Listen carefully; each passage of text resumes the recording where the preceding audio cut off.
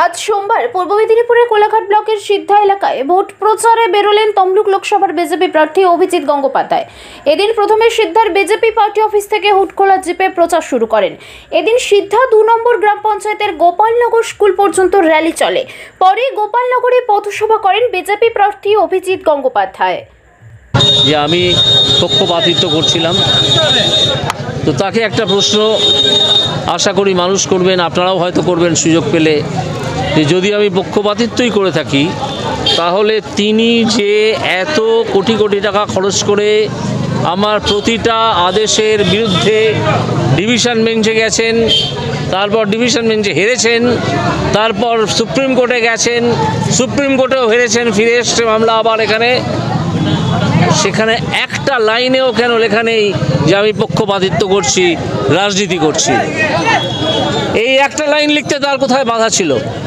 আজকে আমি যখন সেখানে রিজাইন করে পদত্যাগ করে চলে এসেছি, রাজনীতিতে যোগ দিয়েছি, তখন তাদের কাছ থেকে অর্ধেক প্রশ্নের উত্তর আমি পাচ্ছি না। তাকে এই প্রশ্নের উত্তর দিতে হবে। আমি জানি তিনি একজন অর্ধশিক্ষিত, তিনি এই প্রশ্নের উত্তর দিতে পারবেন না। তাকে কেউ যদি শিখিয়ে দেন তবেই তিনি পারবেন।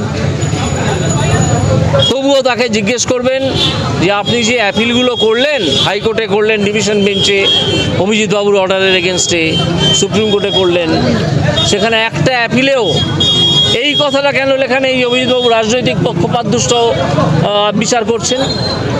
কে বলেছিল আপনাকে না লিখতে? একটা লাইন তো লিখতে পারতেন। কোথায় লিখেছেন একটা লাইন দেখান তো। এই সব কথার কোনো মানে হয় না। স্যার, উনি আরও একটা অভিযোগ করলেন, বলছেন অভিজিৎ বাবু ওনাকে আপনি যখন বিচারপতি ছিলেন সেই সময় আপনার সাথে বিজেপির যোগাযোগ থাকার কারণেই সিবিআই ওনাকে ডেকেছিল। কে আমায় ডেকেছিল? আপনি যখন বিচারপতি ছিলেন সেই সময় থেকে বিজেপির সাথে যোগাযোগ থাকার কারণে সিবিআই অভিজিৎ বাবুকে ডেকেছিল, অভিষেককে ডেকেছিল। হ্যাঁ, অভিষেক বাবু তো একটা নামকরা দুর্নীতিবাজ, অভিষেক বাবু নামকরা দুর্নীতিবাজ, সেই জন্য ডেকেছিল।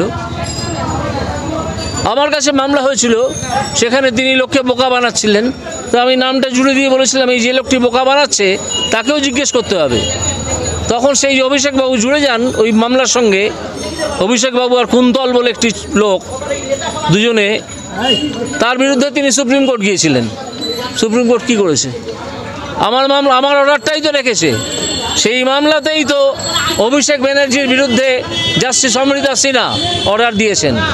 সেই মামলাতেই তো কালীঘাটের কাকুর গলার স্বর পরীক্ষা করা হয়েছে। এইসব কথা বলে লাভ কি? উনি মিথ্যে কথা বলতে এসছেন, মিথ্যে কথাই